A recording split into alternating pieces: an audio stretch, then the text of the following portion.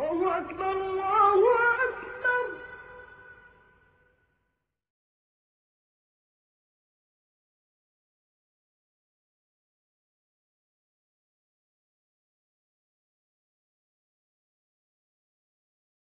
صحیح بخاری حدیث نمبر 218۔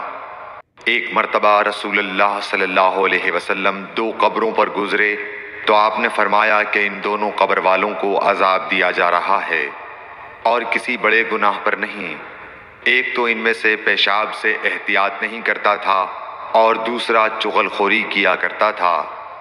پھر آپ صلی اللہ علیہ وسلم نے ایک ہری ٹہنی لے کر بیچ سے اس کے 2 ٹکڑے کیے اور ہر ایک قبر پر ایک ٹکڑا گاڑ دیا۔ لوگوں نے پوچھا کہ یا رسول اللہ آپ نے ایسا کیوں کیا؟ آپ نے فرمایا شاید جب تک یہ ٹہنیاں خشک نہ ہوں ان پر عذاب میں کچھ تخفیف رہے۔ صحیح بخاری حدیث نمبر 219۔ رسول کریم صلی اللہ علیہ وسلم نے ایک دیہاتی کو مسجد میں پیشاب کرتے ہوئے دیکھا تو لوگوں سے آپ نے فرمایا اسے چھوڑ دو۔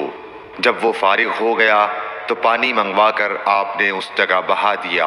صحیح بخاری حدیث نمبر 220۔ حضرت ابو ہریرہ رضی اللہ تعالی عنہ نے فرمایا کہ ایک اعرابی کھڑے ہو کر مسجد میں پیشاب کرنے لگا تو لوگ اس پر جھپٹنے لگے۔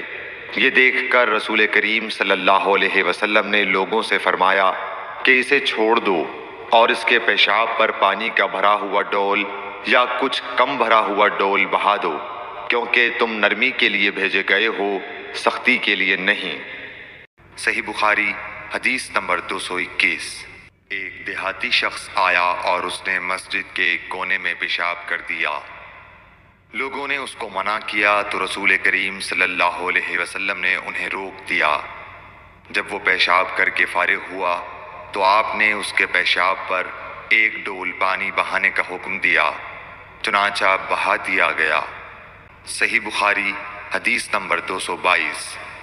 رسول کریم صلی اللہ علیہ وسلم کے پاس ایک بچہ لایا گیا۔ اس نے آپ کے کپڑے پر پیشاب کر دیا۔ آپ نے پانی منگایا اور اس پر بہا دیا۔ صحیح بخاری حدیث نمبر 223۔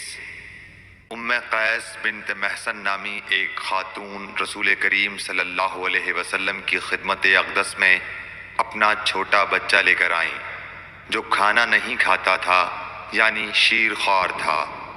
رسول کریم صلی اللہ علیہ وسلم نے اسے اپنی گود میں بٹھا لیا۔ اس بچے نے آپ کے کپڑے پر پیشاب کر دیا۔ آپ صلی اللہ علیہ وسلم نے پانی منگا کر کپڑے پر چھڑک دیا اور اسے نہیں دھویا۔ صحیح بخاری حدیث نمبر 224۔